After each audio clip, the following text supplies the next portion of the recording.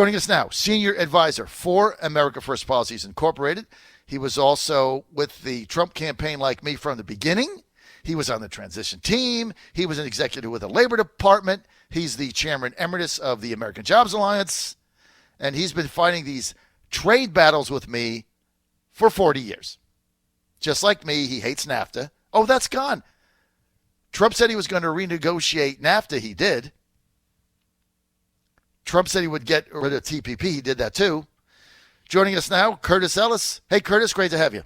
Great to be here, John. And don't forget, Trump said he was going to renegotiate the Korea Free Trade Agreement. He did. Done. I know, and that was a disaster. And when he said he was going to do that, Bob Woodward said, oh, my gosh, this is going to lead to World War III. That's what his whole stupid book, Fear, is about, how they took papers off the desk to save the world. The papers on the president's desk were the memo saying, I'm going to notify Korea I want to renegotiate the trade agreement. Well, they took it off guess his desk. What? We renegotiated it. We both signed it. We signed it. The Koreans signed it. The world's still going on. There hasn't been a World War III. I guess Bob Woodward's an idiot. I guess so. Okay, we got a lot to talk about. I might have to have you for a double segment here. We can't get through it all in 10 minutes, but it's been too long since you've been on. We've been busy and all that stuff. But look, I don't know where to start, but let's start with these pipe bombs. May we? So we got another one going to Cory Booker. Okay, today. I hear a newsflash. Cory Booker, you know, the hero, Spartacus Booker, he says he's going to disarm the bomb himself. This is his Hurt Locker moment. Well, he is Spartacus. I mean, if anybody could disarm it, it would be Spartacus. Him. He's Spartacus. But I don't know. It just seems, look, I don't know who's doing this. Whoever it is, the FBI is going to find them. I think they're on the trail now from what we've heard. They've narrowed it down to Florida. They're honing in. They're going to find the person or persons responsible, and this is an act of domestic terrorism, and they're going to jail for a long time once they're tried and convicted and found and all that stuff. But let me just ask you this. I thought the Cory Booker thing was odd today because it was like, okay, so it's getting out of the news cycle, and now we get another one. Right. I don't know. I don't know who did this. Some crazy person is doing it, but it just seems awfully odd to me. The timing seems odd. Here's the thing, is the Democrats, the Schumers, the whole crowd, that whole mob over there that were screaming, we must have the FBI investigate before we can vote on Kavanaugh. There must be a full investigation before we can vote on him, before we can decide whether he should be, sent to the Supreme Court. Right. The same mob is saying we must have an FBI investigation before we can let that happen. They're not even waiting for the FBI to investigate where these bombs are coming from before they start blaming President Trump. They've declared President Trump guilty, responsible for the whole thing. They're not waiting for the FBI to investigate. These are the same people that 3 weeks ago said, we cannot do anything until the FBI finishes its investigation. So, I mean, they're total hypocrites. It is absolutely irresponsible, beyond counterproductive. It's absolutely irresponsible for them to be saying, this is all about because of President Trump. They're trying to score political points off this, which you have to ask, who benefits from these bombs? That's all. I'm not saying who did it. It's obviously some crazy person, because no sane person sends bombs or fake bombs through the mail. We don't know if the bombs are real or fake, or they emptied out some firecrackers, put it in a toilet paper tube, and attached a digital watch to it to make it look like a scary thing. We don't know. It's Halloween time. It's easy to scare people. What can I tell you? We don't know, and I'm not going to go down that road. What I can say is whoever did it is crazy in one way or another, whether they're certifiably can be committed to an institution crazy or just they've got a screw loose. You don't do that kind of. Normal people, well-adjusted people don't do that, okay, by definition. Pat Buchanan has a column out today, makes the point that when John Kennedy was assassinated, Lee Harvey Oswald, who had defected to the Soviet Union, was pro-Cuba.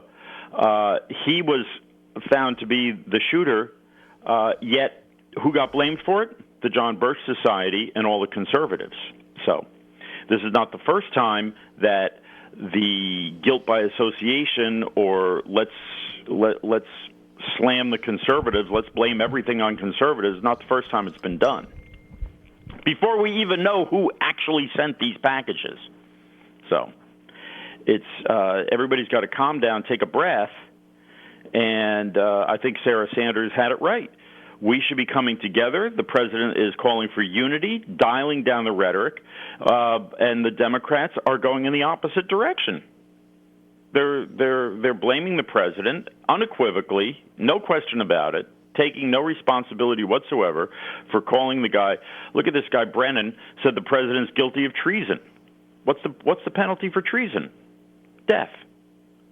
He's basically a former head of the CIA, had been out there calling for the president to be hung by the neck until dead, and this is not considered inflammatory rhetoric? It's disgusting. The whole thing is just hypocritical. These people will go down as the all-time greatest hypocrites. Let me just ask you something, Curtis. I think you make a great analogy on the duplicitousness of the Democrats who cried and screamed and whined about Kavanaugh not getting the FBI, not investigating everything. I mean, why don't we just wait here? I mean, the FBI seems to be honing in southern Florida. They're going to come up with a report pretty soon, and we're going to find out the answer. I mean, why not just wait? Right, exactly. How about everybody say, calm down. We have the FBI on the case. Unless this guy was or gal or bot or whatever, whatever entity it was that created these packages, unless that entity was a very, very, very sophisticated person, and if they were very sophisticated, they were able to cover their tracks. But considering the number of packages delivered to these various places, coming out of one place, there are a lot of clues there. And I'm confident that the FBI will be able to figure something out here and find out who did it or narrow it down. The fact that they used Debbie Wasserman Schultz dress, that's kind of interesting in itself. Debbie Wasserman Schultz is the one who was forced to step down from head of the Democratic National Committee because she had been rigging the system for Hillary against Bernie. I don't know what that means, but it's sort of an interesting clue. Maybe somebody thought that was funny to use her name on all of these bombs. I don't know. But my point is this. Unless this was a very sophisticated operation that they knew how to cover their tracks at every step of the way, you've got 12 packages now that the FBI is investigating it. Let's wait for the FBI to figure this out, to come up with something. Yeah, why not wait? Before you start, and why not? Why are they not waiting? Because they want to politicize it. The Democrats are missing no opportunity to score political points on this. Well, it just seems odd to me that all this is happening, but let's wait. I mean, that's what everybody's saying. Let's wait. Meantime, let's get to the economy. The new economic numbers that just came out, the gross domestic product, GDP, growing another 3.5%. Now, let me just say what this means, right? This is the first time that we have had back-to-back quarters in a very long time of 3.5% growth, back-to-back, and consumer confidence up at an all-time high. Consumer spending was up 4%, another great quarter of economic growth. This is more bad news for the Dems. They don't want to talk about this. They don't want to talk about this economy or jobs or the growth. So what do they talk about? They talk about, they've got this wonderful thing to talk about, this horrible thing to talk about here with the bombs, and they talk about the president. See, again, they're falling in, they don't realize they're falling into a trap. And it's their own trap, a trap of their own making. People don't want to hear the Democrats talk about the president. They want to hear Democrats, Republicans, the politicians in Washington talk about what the politicians are going to do for them to make their life better, right? Mm-hmm. What I go to work every day. I got a family to support. I got a job. I'd like to get a raise. What are you going to do to make that happen? How are you going to make my life better, easier, make me rich, make my kids healthier? Talking about President Trump, talking about your Native American DNA doesn't do that. It doesn't do that. Talking about President Trump causing the bomb scare doesn't do that. So they are going back to for the last 2 years, all they've been talking about is President Trump is a Russian agent. And now President Trump is a Russian agent who creates bomb scares. I mean, they're not doing themselves any favors. And on the other side, I mean, it is very clear: jobs, not mobs. President Trump and the Trump administration have created the best economic conditions in this country in a generation. It's the best we've seen in 10, 20 years. And that goes a long way. That answers people's questions. What have you done for me lately? You've gotten me a job. You've gotten me a raise. You've gotten my kids off food stamps. You've gotten my kids out of the basement. They're on their own now. Great. Thank you very much. Curtis, let's get to the caravan. Yeah, let's get to the caravan. The march, 13, the column. I looked at this. The bums, they're going to bum rush the border. It's a bum rush. Yeah. I just want to say one more thing about the election. Before you just said it's about turnout, and that's what this is all about. You've got the polls, you've got all those nonsense polls, you've got this, that. It's about identifying the voters. Sometimes pockets of 25 voters here, 50 voters there, 75 voters there, 100 there. Distinct pockets of voters that are on our side and identifying them and getting them out to the polls. That's what this is going to come down to. That's what it's coming down to. The Republican National Committee and others are doing a great job of that, and that's what's going to determine this, as much as probably more than all the TV ads and everything else. So I encourage everyone to go out and vote and bring your friends. And if they're going to vote for the other side, don't bring them, okay? Don't bring Let them. the air out of their tires. I don't know. Oh, no, you can't do that. No, don't do that. No, we don't do that. No, we don't do that. We encourage you. Look, if you have a Democratic neighbor and they're going to vote D all the way down and they can't get to the polls, they don't have a ride, give them a ride to the polls. Do the right thing. Get them out. You're so nice, John. Yes, get them out because, you know what, we want every vote to count. Everybody that has an opportunity to vote, get them out and get them a cup of coffee because at the end of this, they're still your neighbor. That's right. They're still your neighbors. They're still Americans. We're in this together, folks. That's right. We're in this together. And you know what? You can disagree and not get mad. Yep. It's all good. You can disagree and not get mad. Now the caravan.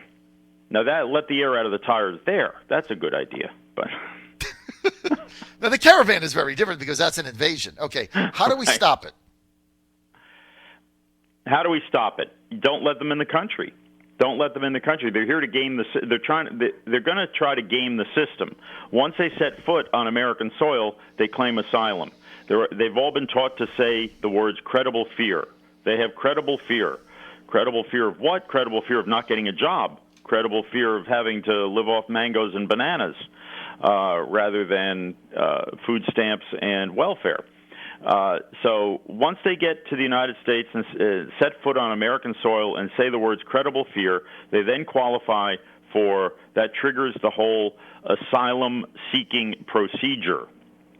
And once they're enmeshed in the asylum-seeking procedure, all of the interlocking court cases and rulings and judges by these deep state judges say, you can't hold them, you can't detain them, you have to release them and give them a date to appear, and they never appear. They disappear. They just disappear into the woodwork. They get hired by corrupt big business bosses that want cheap labor.